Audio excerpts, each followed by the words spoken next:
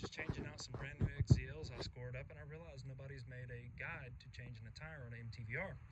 So let's lay out a scenario.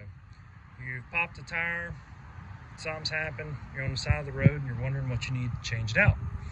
Well, as of right now, Hemet wheels do not fit these trucks, neither do PLS wheels. So you're going to actually need a MTVR spare wheel, which is a different offset than a Hemet wheel. You're going to need a bottle jack of decent size. I like to use a 20-ton under the A-frame. There's a nice little point right there for it to drop in, gives it a 1/2 inch of engagement. It can't slip out. Use jack stands. Don't do this right here. You know, monkey see, monkey do, but don't follow this. Anyways, so let's lay out some tools. You're going to need a 33mm impact socket for the lugs. You're going to need a 6mm Allen key. You're going to need a 7/8 open end, and you're going to need a 19mm open end. First things first, you're going to have probably 3 of these nuts, if they're all still there. Attaching your CTIS protection cover on. You can see where all 3 of them go. That comes off. If you already have a wheel with a wheel valve attached to it, you're good to go. Great. You get to skip a step.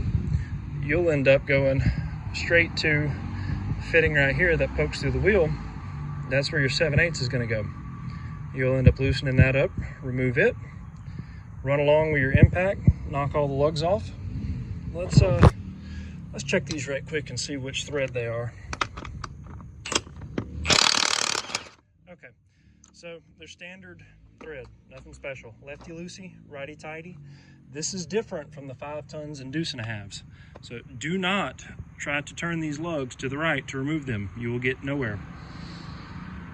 Anyways, back to the subject.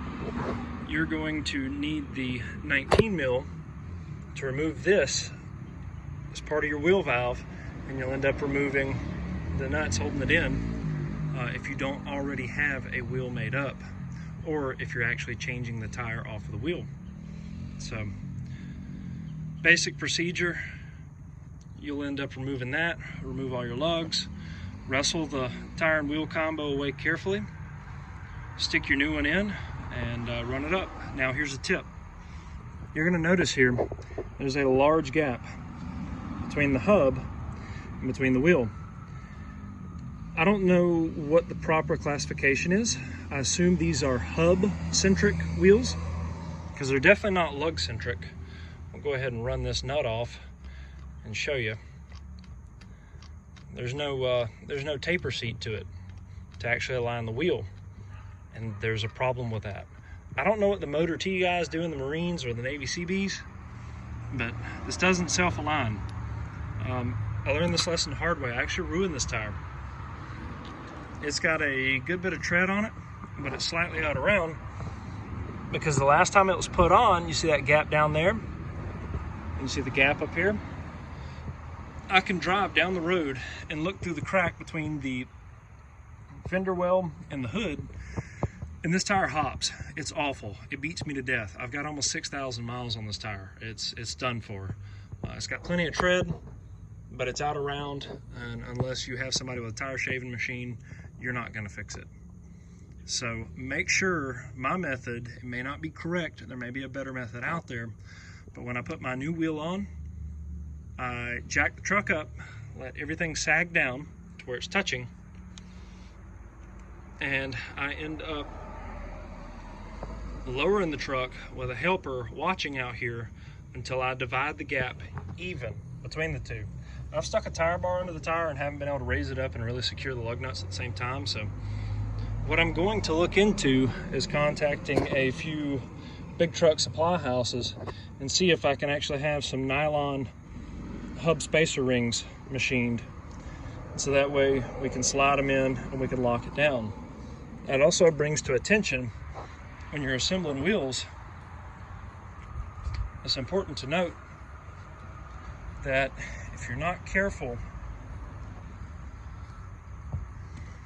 the 2-piece wheel halves, you can barely see it right there. 2-piece wheel halves have play to them. You can move them around, and it's really tough to get them perfectly aligned. My suggestion is use a dowel, stick in 2 opposing corners to help align it while you bolt it down, and assemble your 2 wheel halves. But yeah, so that's what it's going to take to change your wheel, whether it's roadside or in your yard. Of course, hopefully this helps you plan ahead. Till next time, see you guys.